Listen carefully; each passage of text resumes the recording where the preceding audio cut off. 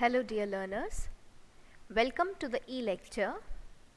Today's topic for the e-lecture is Principles of Effective Communication Skills. My name is Dr. Vinita Kumawat.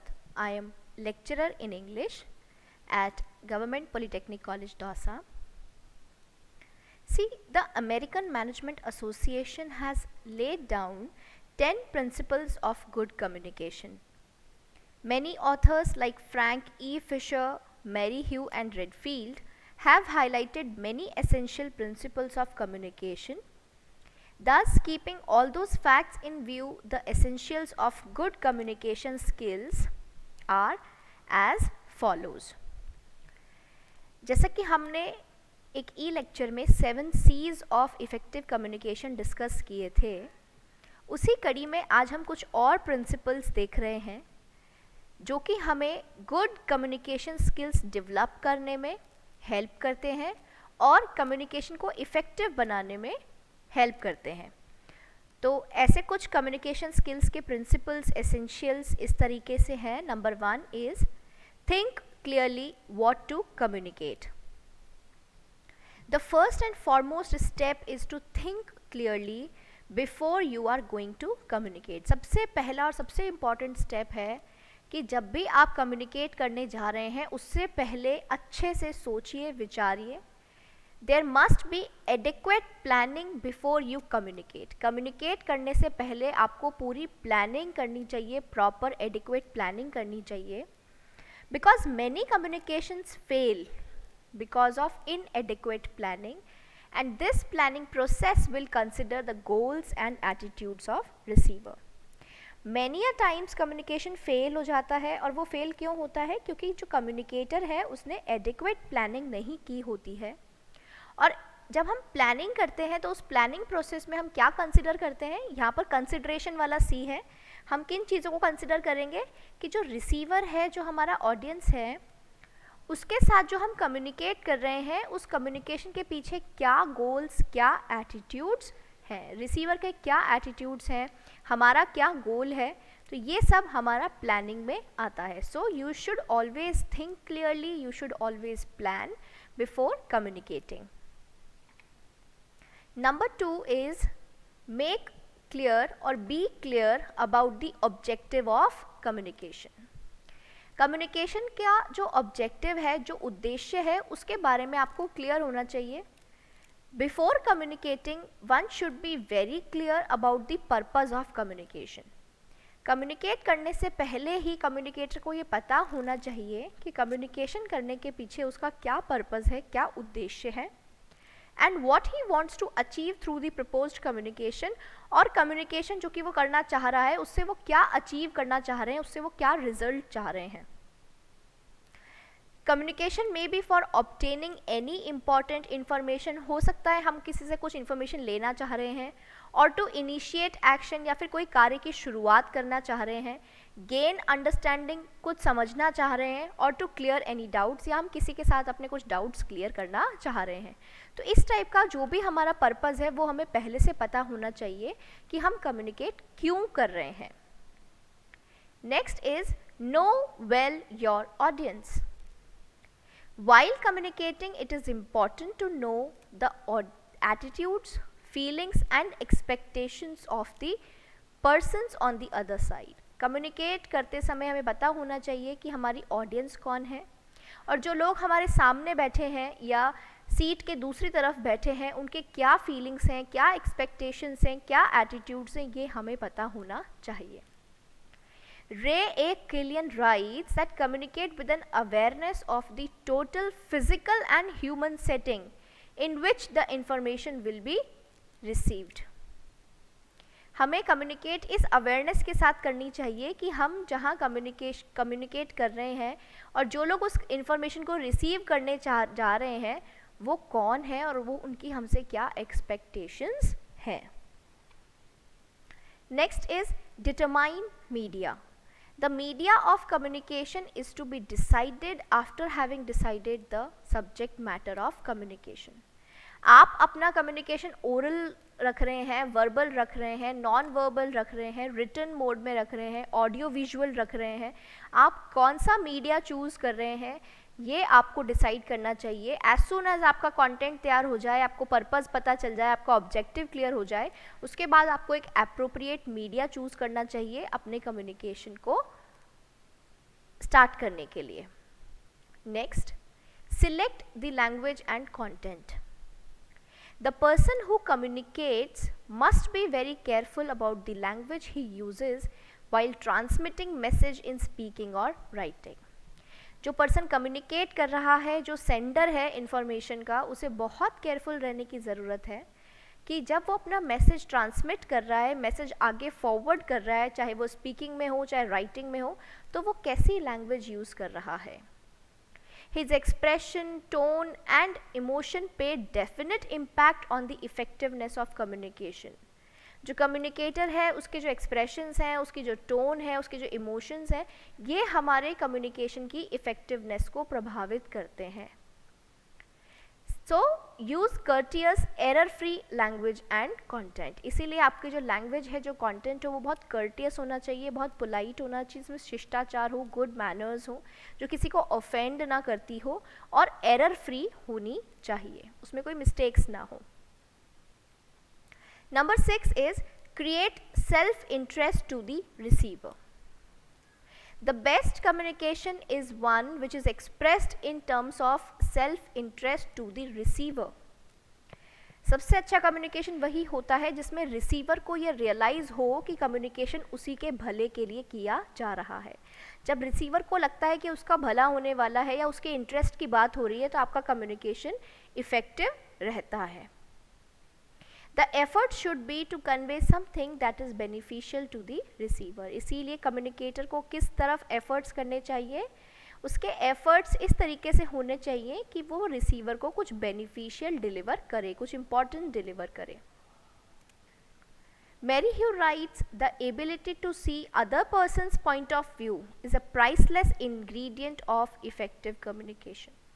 Mary Hugh लिखते हैं कि अगर आप communication में ये पता चल जाए आपको कि सामने वाले का क्या नज़रिया है, सामने वाला क्या चाह रहा है, तो आपका कम्युनिकेशन और इफ़ेक्टिव हो सकता है। Number 7 is timing of communication. Proper attention should be given to the timing of the communication. हमें पता होना चाहिए कि हमारा मैसेज हमें कितने मिनट्स में डिलीवर करना है, कितने आवर्स में डिलीवर करना है, हमें कितना टाइम दिया गया है। हमें अपनी टाइम लिमिट के अकॉर्डिंग अपना जो लेक्चर है, जो स्पीच है, उसको तैयार करना चाहिए। बिकॉज अगर टाइम लिमिट से ज़्यादा होता है तो हो सकता है हम ऑडियंस को बोर कर रहे हों, और अगर टाइम लिमिट से कम है तो हम शायद अपनी ऑडियंस के एक्सपेक्टेशंस को फुलफ़िल नहीं कर पाएँ। इसीलिए हमें पता होना चाहिए कि हम क्या डिलीवर करने जा रहे हैं और उसके लिए हमें कितना टाइम दिया गया है। Number 8 is ensure whether properly received at the other end. It is necessary to ascertain whether the message is properly heard and understood by the receiver. आपको हमेशा ये कोशिश करते रहना चाहिए आपके लेक्चर के बीच में, आपके स्पीच के बीच में, कि आप जो कहना चाह रहे हैं, जो डिलीवर करना चाह रहे हैं, क्या वो सामने वाला उसे प्रॉपरली सुन पाया, उसे समझ पाया। हमें बीच बीच में इसको असरटेन करते रहना चाहिए। हमें इसके लिए चाहे कुछ क्वेश्चंस पूछने पड़े या हमें कुछ भी ऐसा डिलीवर करना पड़े ताकि हमें ये पता चल जाए कि ऑडियंस हमारी बात समझ रही है या जो मैं कहना चाह रहा हूँ उसे मिस इंटरप्रेट ना किया गया हो, मिस अंडरस्टूड ना किया गया हो, उसे प्रॉपरली हर्ड एंड अंडरस्टूड किया हो। Next is present and future effect. हमें पता होना चाहिए कि जो हम कम्युनिकेट करने जा रहे हैं उसका प्रेजेंट में क्या इफ़ेक्ट होने वाला है, फ्यूचर में क्या इफ़ेक्ट होने वाला है। Communication should be aimed at the requirements of today and tomorrow. जो कम्युनिकेशन है उसकी रिक्वायरमेंट ये है कि उसे पता हो कि आज और आने वाले कल में जो मैं कम्युनिकेट कर रहा हूँ उसकी क्या इम्पोर्टेंस होने वाली है। Next, attach importance to actions rather than words. The most persuasive communication is not what one says but what one does. Most persuasive communication, ऐसा communication जो हमें कुछ करने के लिए उत्साहित करे, प्रोत्साहित करे, तो वह कम्युनिकेशन होगा जिसमें हम कुछ करके दिखा रहे हैं, ना कि वह कम्युनिकेशन जिसमें हम केवल बातें कर रहे हैं। मैनी अ टाइम्स जब हम पर्सनालिटी डेवलपमेंट लेक्चर्स की बात करते हैं या हम किसी को कम्युनिकेशन स्किल्स सिखाते हैं, सॉफ्ट स्किल्स या हार्ड स्किल्स सिखाते हैं, तो हम बहुत सारे रूल्स की बात करते हैं, बहुत सारे एसेंशियल प्रिंसिपल्स की बात करते हैं। लेकिन अगर मान लीजिए आपका जो ओरेटर है, जो स्पीकर है, जो सेंडर है, वो खुद उन प्रिंसिपल्स को फॉलो नहीं कर रहा है और आप देख सकते हैं, आप उसे ऑब्जर्व कर सकते हैं, तो आप क्या कहेंगे कि जो ये हमसे कह रहे हैं ये खुद ही उसको फॉलो नहीं कर रहे हैं। इसीलिए आपकी बातों में ही नहीं, आपके एक्शंस में भी जो आप डिलीवर कर रहे हैं वो क्लियरली रिफ्लेक्ट होना चाहिए, because actions speak louder than words. जो हमारे एक्शंस हैं वो हमारे वर्ड्स से ज़्यादा बात करते हैं, यानी कि हमारे एक्शंस, जो चीज़ हम नहीं भी कह पा रहे हैं वो हमारा जो नॉन वर्बल बिहेवियर है वो ईजीली कम्युनिकेट कर देता है। इसीलिए हमें एक्शंस की तरफ भी ध्यान देना चाहिए, केवल हमें वर्ड्स में ही बात नहीं करनी चाहिए। Next is good listening. An important aspect of effective communication is that the audience should be good and active listeners. Communication को इफ़ेक्टिव बनाने में सबसे एक बहुत इम्पॉर्टेंट जो रोल प्ले करता है वो लिसनिंग भी प्ले करता है, कि आपके जो लिसनर्स हैं, जो आपके ऑडियंस हैं, वो एक्टिव रहें, मतलब उनका ध्यान रहे आप जो कहना चाह रहे हैं उस पर। The American management association states that listening is one of the most important, most difficult and most neglected skills in communication. It demands that we concentrate not only on the explicit meanings another person is expressing, but on the implicit meanings, unspoken words and undertones that may be far more significant. Thus we must learn to listen the inner ear if we are to know the inner ear, if we are to know the inner man. तो अगर आप देखेंगे तो communication में listening एक ऐसा skill है जो कि सबसे इम्पॉर्टेंट है, सबसे डिफ़िकल्ट है और सबसे ज़्यादा नेग्लेक्टेड है, जिस पर कम से कम अटेंशन पे किया जाता है। और इसका मतलब ये है, गुड लिसनिंग से हमारा मतलब है कि हम ना केवल जो हमें सुनाई दे रहा है, जो वर्ड्स बोले जा रहे हैं, हम केवल उन पर ही कॉन्सेंट्रेट करें, बल्कि ऐसी चीज़ें जो कि उसकी टोन से रिफ्लेक्ट हो रही हैं, जो कि उसके एक्सप्रेशन से रिफ्लेक्ट हो रही है, जो कि उनकी वॉइस से रिफ्लेक्ट हो रही है, वॉइस मॉड्यूलेशन से रिफ्लेक्ट हो रही है, हमें उन पर भी अटेंशन पे करना चाहिए कि सच में सामने वाला पर्सन कहीं झूठ तो नहीं बोल रहा है, या वो कितना कॉन्फिडेंट है अपने मैटर को लेकर, अपने कंटेंट को लेकर, वो खुद कितना उस बात में विश्वास शो कर रहा है। तो ये सब चीज़ें हम कब समझ पाएंगे, जब हम अपनी लिसनिंग को बहुत एक्टिव रखें और एक्टिव लिसनर की तरह हम ना केवल बोली हुई बातों पर या वर्ड्स पर ही ध्यान दें, बल्कि जो अंडरटोन है या जो हिडन चीज़ें हैं लेकिन फिर भी वो जो रिफ्लेक्ट हो रही हैं उन पर भी हमें ध्यान देना चाहिए। Next is a climate of trust and confidence. Paul Arnold stated, if your employee relations program is a sound one, if your intent is true, if your people believe in that intent and in that truth, then and only then you are successfully communicating. Paul Arnold कहते हैं कि अगर आपके employ relations programme बहुत sound है, बहुत strong है, और अगर आपका इंटेंट, आपका जो इंटेंशन है वो बिल्कुल सही है, और अगर आपके आसपास के लोग उस आपके इंटेंट में विश्वास करते हैं कि आप जो कह रहे हैं वो सही कह रहे हैं और सच कह रहे हैं, तभी आप सक्सेसफुली कम्युनिकेट कर पाएंगे। Which means communication grows best in a climate of trust and confidence between superiors and subordinates. Communication कहाँ ग्रो करता है, कहाँ हम इफेक्टिव कम्युनिकेशन की बात कर सकते हैं? किसी ऐसे ऑर्गेनाइजेशन में जहाँ के वातावरण में ही एक दूसरे के प्रति ट्रस्ट है, एक दूसरे में कॉन्फिडेंस है, सुपीरियर्स हो चाहे सबॉर्डिनेट्स हो, सबके बीच में एक हार्मनी है, तभी आपका कम्युनिकेशन स्ट्रॉन्ग बन सकता है और इफेक्टिव बन सकता है।